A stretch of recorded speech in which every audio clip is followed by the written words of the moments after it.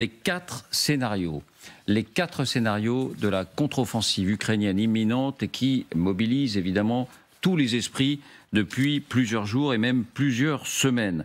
Des scénarios militaires et leurs conséquences politiques. Donc, lequel vous semblera le moins plausible? Lequel vous semblera peut-être le plus probable? Est-ce qu'il y en a un qui sera oublié? Est-ce qu'il faudra combiner les deux? En tout cas, c'est important d'arriver à dresser des lignes de force pour bien percevoir les enjeux de ce que sera cette contre-offensive. On a pas mal d'images à vous montrer par ailleurs, mais voyons d'abord les quatre scénarios, ce qui nous attend, les champs du possible, dans ce qui nous attend avec cette contre-offensive. Voici les indispensables avec Justine Fraissinet. Bonsoir Justine. Bonsoir David, bonsoir à tous. Alors, quel est le premier scénario?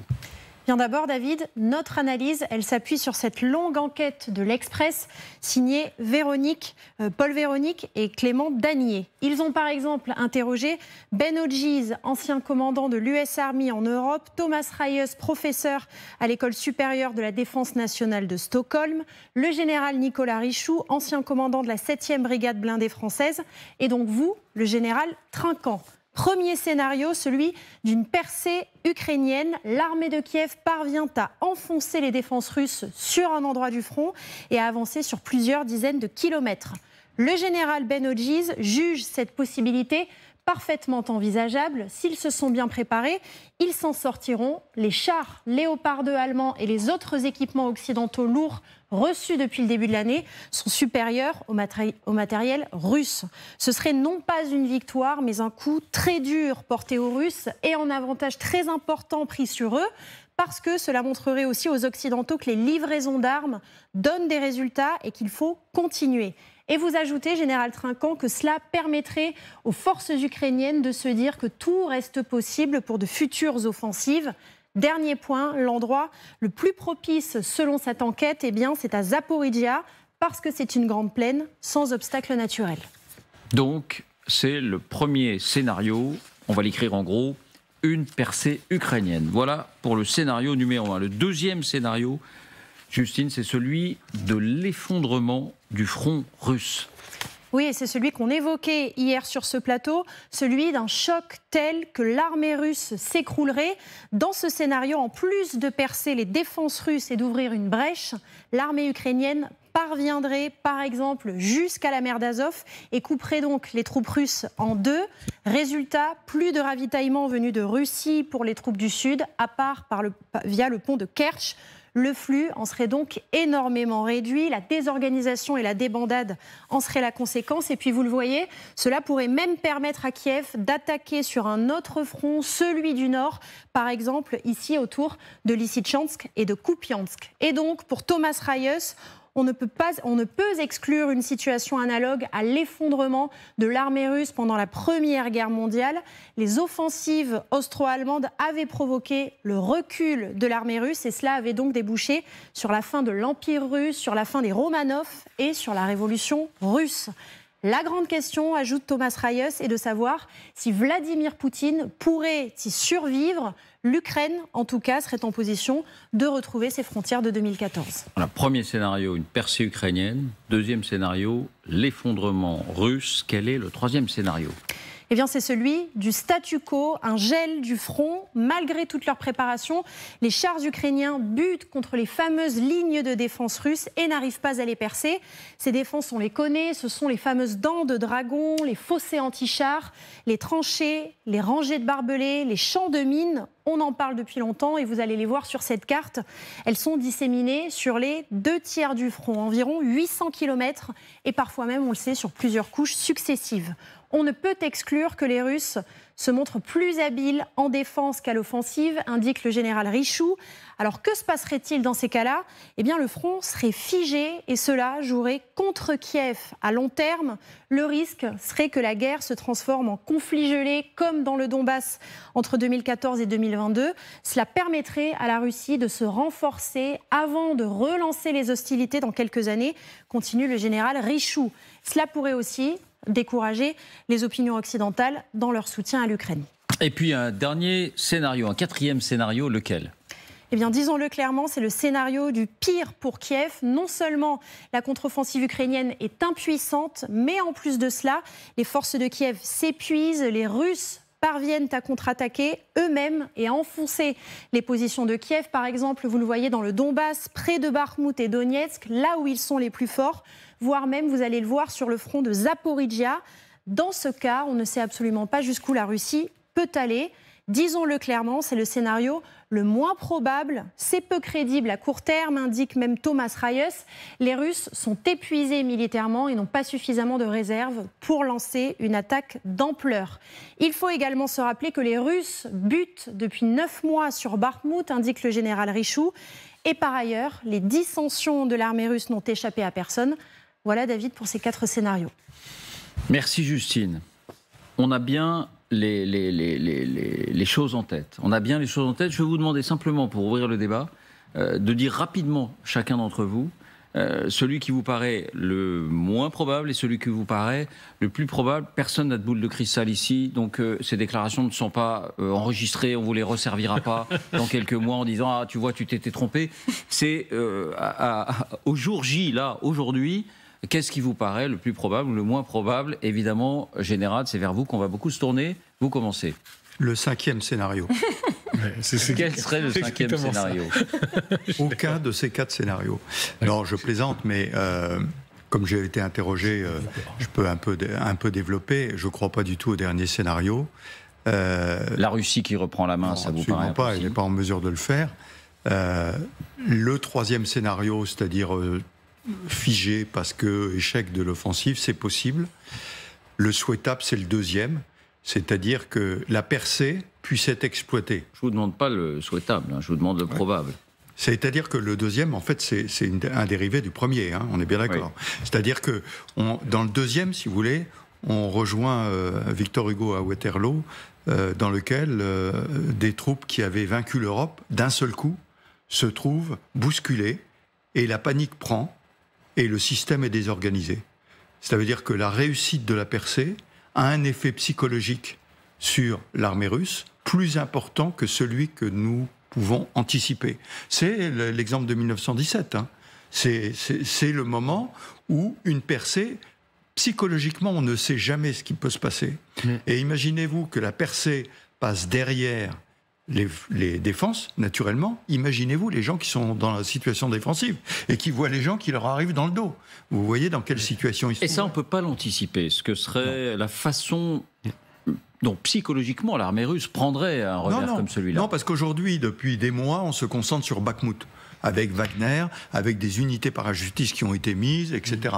Donc des gens qui combattent réellement. Mais là, sur tout le front, vous avez un certain nombre d'unités russes qui sont dans leur tranchée, qui reçoivent des coups, mais enfin, sans plus que ça, c'est la bagarre, j'allais dire, normale, et donc ça bouge pas énormément.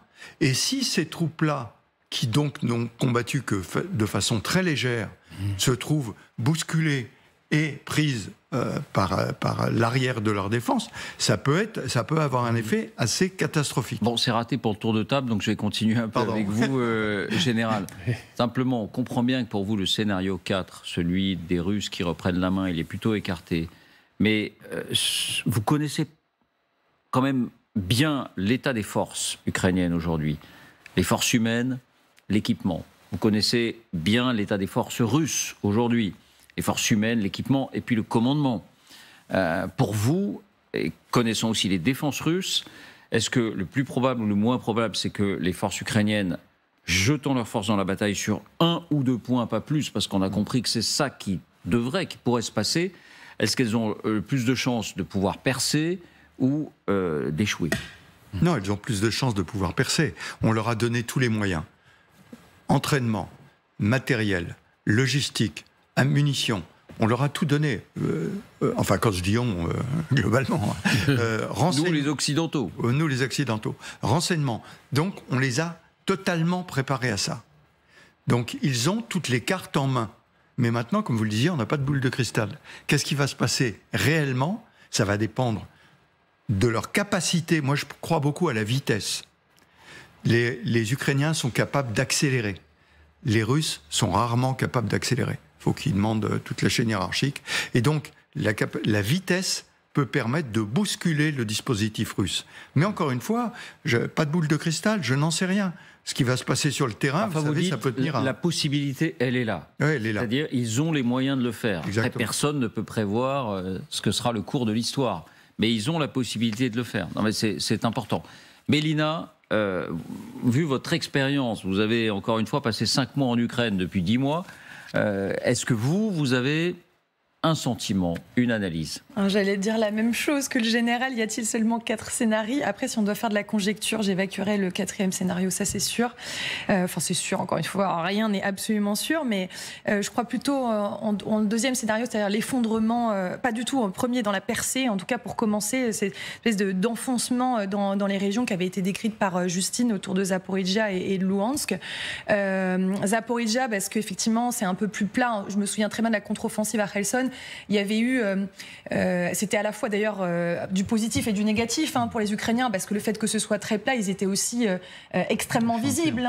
Donc, et puis à l'époque, il y avait eu déjà beaucoup de tranchées qui avaient été faites. Et ils avaient utilisé, comme c'est une région très agricole, toutes les lignes d'irrigation pour creuser des tranchées. Et on s'était posé la question, est-ce que ça ne va pas être compliqué pour les Ukrainiens de reprendre Kherson? Et puis voilà, on a connu cette reprise le 11 novembre dernier. Après, dans ce que me disent les Ukrainiens, eux, évidemment pas de manière officielle devant la caméra, c'est qu'ils ont très très peur du scénario numéro 3. Ils ont très très peur de ces stagnations parce qu'ils l'ont connu en 2014. Il y a eu un désintérêt international pour ce qui s'est passé pendant 8 ans. Résultat, il y a eu une invasion à grande échelle en février 2022. Ils ont très très peur que ça stagne à nouveau, parce que là, les Russes ont eu le temps quand même de se préparer, effectivement, on l'a vu, de creuser des tranchées, de poser des mines, de mettre des dents de dragon, etc., etc. Donc c'est beaucoup plus facile, je parle sous votre contrôle général, mais c'est beaucoup plus facile d'être en position de défense que d'attaquer. Et en plus, il y a une telle pression internationale que le discours des Ukrainiens a aussi changé récemment. C'est de dire « oulala, vous vous attendez à une super contre-offensive, mais attention, ce sera peut-être pas aussi heureux que ce que vous imaginez. » Donc, est-ce que c'est purement politique? Est-ce que c'est aussi du déclaratif, voire du performatif, pour dire si jamais ça échoue, en tout cas, si vraiment on ne fait pas s'effondrer les lignes de défense russes, on avait dit quand même qu'il ne fallait pas s'attendre à grand-chose, parce que là, on est en train de parler d'un fusil, un coup.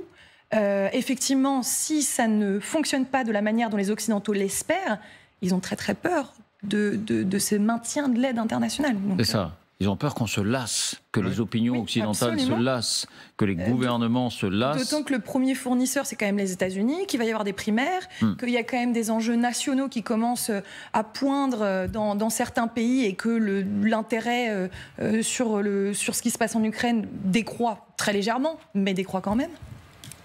Prime, d'abord, est-ce que vous imaginez, vous, un 5e scénario? Oui. Ah. Vous n'aurez pas votre réponse. Bien sûr. D'ailleurs, c'est Ben Hodges qui l'a écrit, c'est pas moi. Je ne suis pas militaire. Mais des gens comme Ben Hodges disent qu'en fait, ça serait plus intelligent pour les Ukrainiens de tenter une percée ou pas nécessairement une percée terrestre, mais de faire de gros dégâts contre les Russes en Crimée. En Crimée? Oui.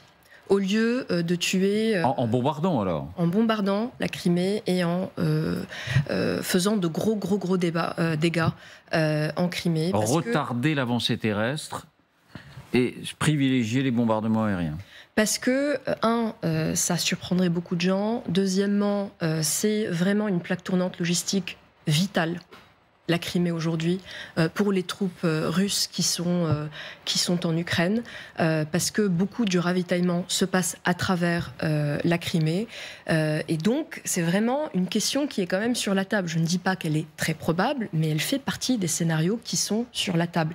Ça serait beaucoup plus stratégiquement intelligent, ou bien ça aurait un impact beaucoup plus important stratégiquement que d'essayer de continuer à tuer 100, 200, 300 soldats russes à Bakhmout. Mais est-ce qu'ils en ont les moyens, les Ukrainiens? Alors, c'est toute la question, parce qu'en réalité, on est en train de regarder le genre d'armement que les Ukrainiens sont en train de recevoir du camp occidental, comme on l'appelle. Aujourd'hui, on a appris quelque chose de nouveau. Le ministre des Armées britannique a confirmé qu'ils ont envoyé des missiles de croisière Storm Shadow, comme ils s'appellent. On va l'écouter. Voilà. On va l'écouter, Ben Wallace, parce que avant-hier, on a annoncé ici même que Londres avait pris sa décision. Il y avait un peu de scepticisme. Et effectivement, le Washington Post avait donné cette information. Et ça a été confirmé, comme vous le dites, aux communes.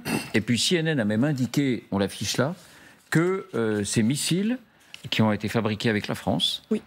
Les missiles SCAM, en France on les appelle Scalp, donc ils vont jusqu'à 300 km, ont déjà été livrés. Écoutons d'abord Ben Wallace.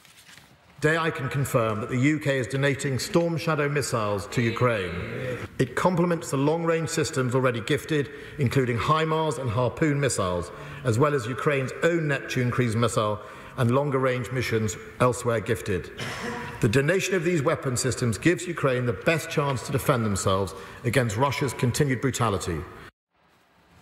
Voilà pour cette déclaration. D'après vous, ça, c'est une arme qui permettrait d'envisager ce 5e scénario. Alors, je ne sais pas comment ils vont l'utiliser, parce que d'un côté, ça peut avoir un effet, mais par contre, il n'y en a pas beaucoup. Ils vont devoir l'utiliser avec parcimonie et ils vont devoir être très intelligents dans leur utilisation. Il faut juste rappeler une chose, parce que j'entends déjà les gens dire « Ah, voyez, vous êtes dans une escalade, il y a maintenant des missiles encore plus de longue portée ». C'est vraiment en réaction à l'utilisation par la Russie la semaine dernière d'un missile hypersonique, Kinzhal, qui a été heureusement intercepté par les batteries patriotes des Ukrainiens. Ça, c'est confirmé par l'armée américaine. Donc, les Russes sont en train d'utiliser des missiles hypersoniques contre la Russie, qui sont... en même temps, ça fait un moment que les Britanniques l'envisageaient sans réellement le dire. Bien sûr. Mais tout ça prend du temps et tout ça doit être préparé. Mais donc ça, c'est un des scénarios. Je ne dis pas que le scénario de la Crimée est probable, mais il fait partie des choses. De l'autre côté, je veux juste rappeler une chose. On va demander son sentiment au général Trinquant là-dessus. 5e scénario, on privilégie l'aérien, les bombardements, avec notamment ce genre d'armes. Non, mais à mon avis, ça fait partie du 2e scénario. Il s'agit des frappes stratégiques dans la profondeur. Pour démoraliser l'armée russe et qu'elle s'effondre, il faut détruire ses dépôts logistiques, ses PC, etc. Donc c'est dans la profondeur. Mais en eux-mêmes, ils ne changeront pas la donne. Donc c'est pour ça que, je le dis, l'offensive, elle a commencé. Aujourd'hui, les frappes dans la profondeur, les sabotages, tous ces trucs-là, ça fait partie du façonnage. Ça fait partie du façonnage du champ de bataille stratégique pour le faire. Donc voilà. En revanche, l'annonce britannique est intéressante parce que c'est ce que les Américains ont toujours refusé de faire. Parce que je rappelle que ces missiles vont à 500 km.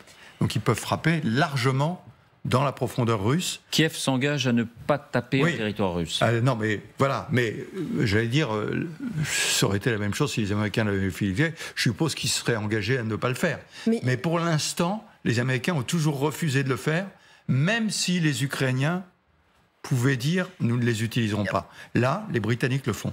Il y avait un signal aujourd'hui dans ce que Ben Wallace a dit. Il a comparé à des missiles russes dont la portée est de 250-300 km.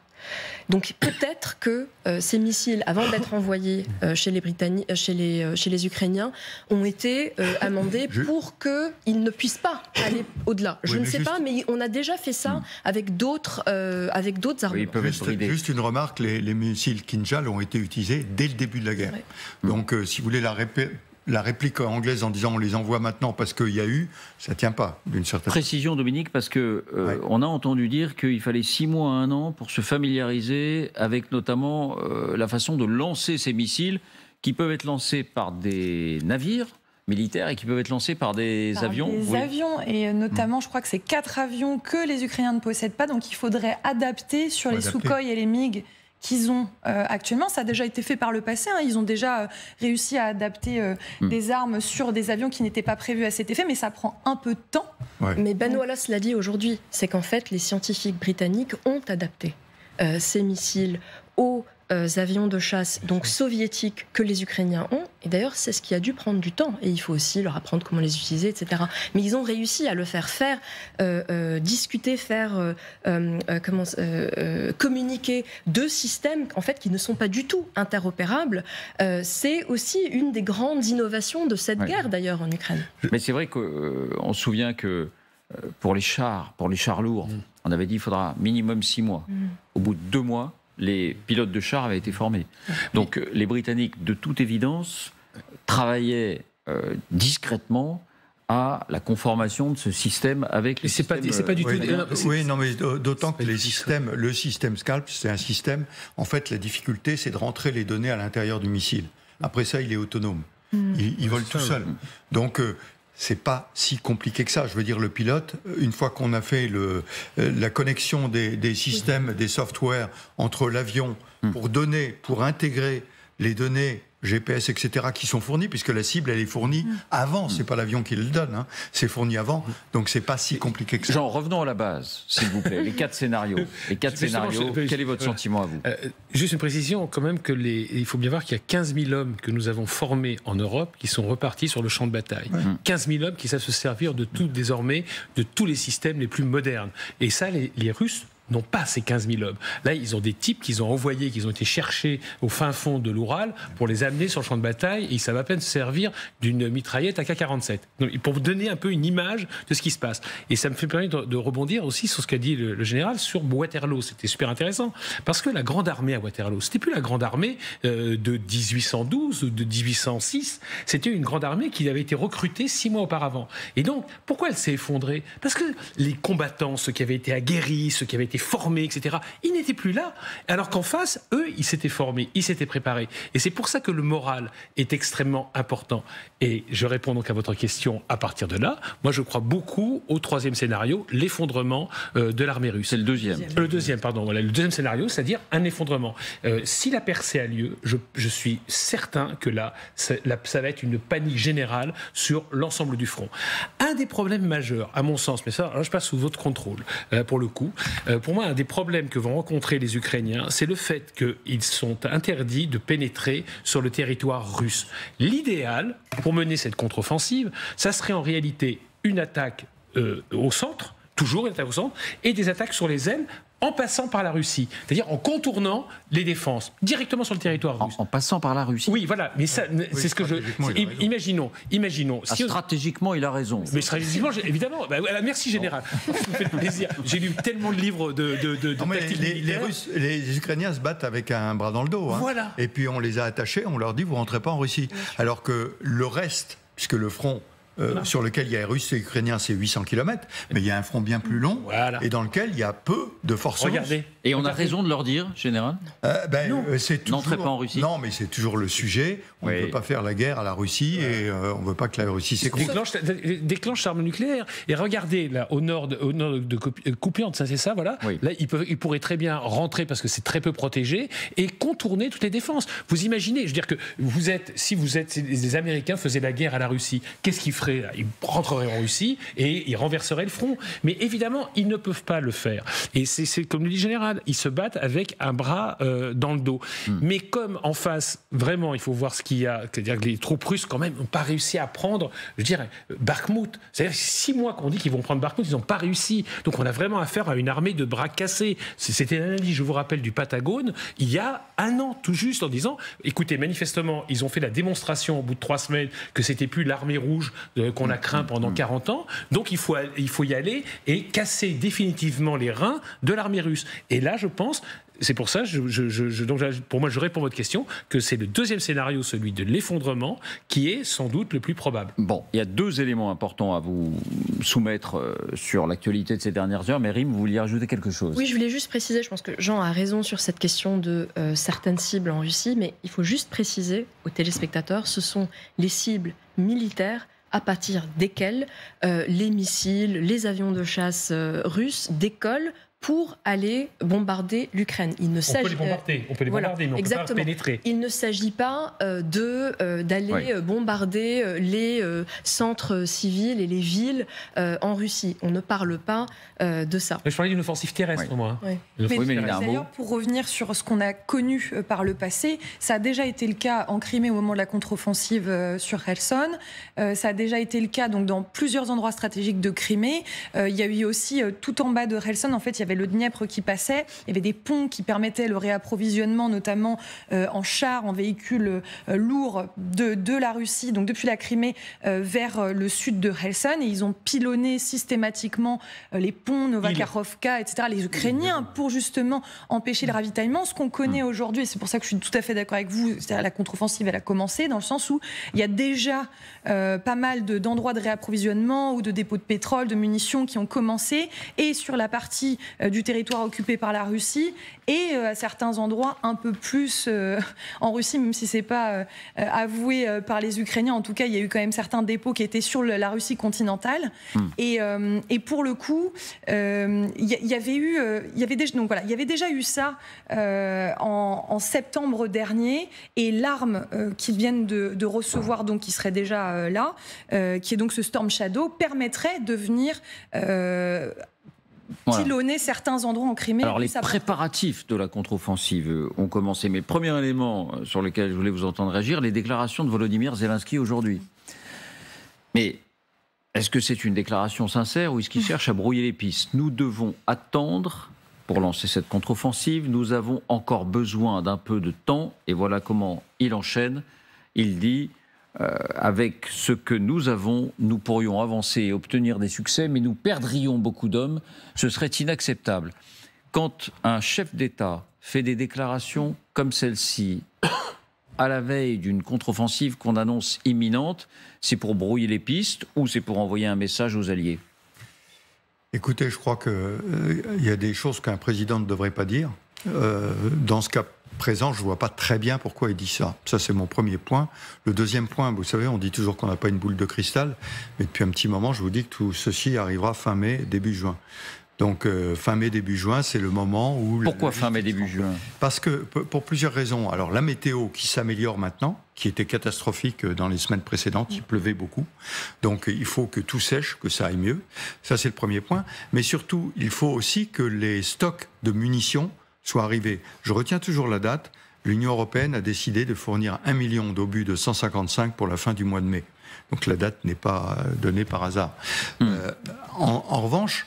C'est vrai que plus on retarde, plus les images que vous nous avez montrées des Russes qui frappaient sur des dépôts... Eh bien, on en vient à ces frappes, alors. C'est le danger. Parce que garder la dispersion des forces blindées mécanisées qui sont prêtes à la contre-attaque partout, mais qui doivent être dispersées pour ne pas être vulnérables, c'est compliqué. Plus on perd on perd pas de temps. Plus on passe de temps là-dessus, plus vous risquez que le service de renseignement russe ait le bon dispositif et puisse frapper au bon endroit.